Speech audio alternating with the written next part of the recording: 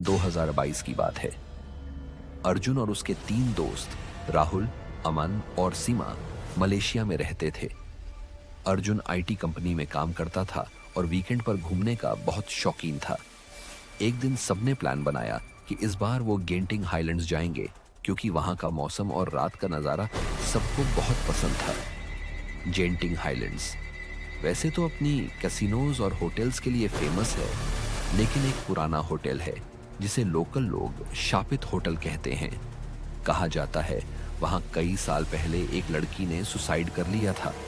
उसके बाद से वहां रात में चीखें सुनाई देती हैं। अर्जुन ने जब होटल की बुकिंग देखी तो वो सबसे सस्ता कमरा था। सबने मजाक में कहा, भूत वूत कुछ नहीं होता, ये सब कहानी है टूरिस्ट को डराने के लिए। शाम को सब लोग वहां पहुंचे। होटल बाहर से बहुत सुंदर था, लेकिन अंदर जाते ही अजीब सी ठंडी हवा और लॉबी में लाइट्स बहुत धीमी थी। रिसेप्शनिस्ट ने भी अजीब नजरों से देखा और धीरे से कहा, सावधान रहना, रात में किसी भी कमरे से बाहर मत निकलना। सबने उसे लाइटली लिया और हंसते हुए अपने कमरे में चले गए। रात को सबने शराब पी और गेम खेले। करीब 1 बजे निकिता ने बाथरूम जाने के लिए दरवाजा खोला तो हॉलवे में एक सफेद साड़ी में लड़की खड़ी थी। उसके लंबे बाल पूरे चेहरे को ढक रहे थे। अचानक उसने सिर उठाया। उसकी आंखें काली और चेहरा पूरा कटा हुआ था। निकिता जोर से चीखी। अर्जुन और राहुल भागकर बाहर आए, पर हॉलवे में कोई नहीं था। निकिता का चेहरा सफेद पड़ गया था।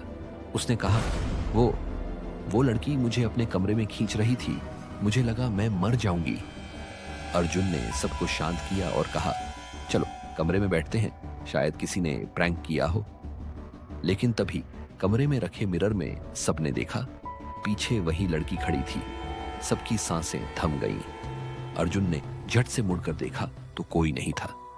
राहुल ने डर के मारे होटल से बाहर भागने की सोची, लेकिन दरवाजा लॉक था। मोबाइल में नेटवर्क नहीं था। अर्जुन ने हिम्मत करके दरवाजा तोड़ने की कोशिश की। तभी एक तेज चीख गूंजी, तुम सब भी यहीं मरोगे, मेरी तरह। सीमा कांपते हुए कोने में बैठ गई और रोने लगी। अर्जुन ने देखा कि कमरे के अंदर दीवार पर खून से लिखा था, मुझे इंसाफ दो। उसी वक्त उन्हें समझ आया कि ये लड़की आत्मा नहीं, बल्कि किसी दर्द में फंसी आत्मा है। अर्जुन ने हिम्मत जुटाकर पूछा, तुम्हें क्या चाहिए? कमरे में फिर वही भयानक आवाज आई, मुझे किसी ने धोखा दिया। मेरे मंगेतर ने मुझे यहां बुलाया और मार दिया। मुझे शांति चाहिए, कोई मुझे सच में समझे। अर्जुन ने हाथ जोड़कर कहा, हम तेरा सच सबको बताएंगे, तेरा इंसाफ करवाएंगे। तभी कमरे की सारी लाइट्स अचानक से बंद हो गईं। एकदम सन्नाटा। जब लाइट्स वापस आईं तो लड़की गायब थी। दरवाजा भी खुल चुका था। सब भागते हुए होटल से बाहर निकले।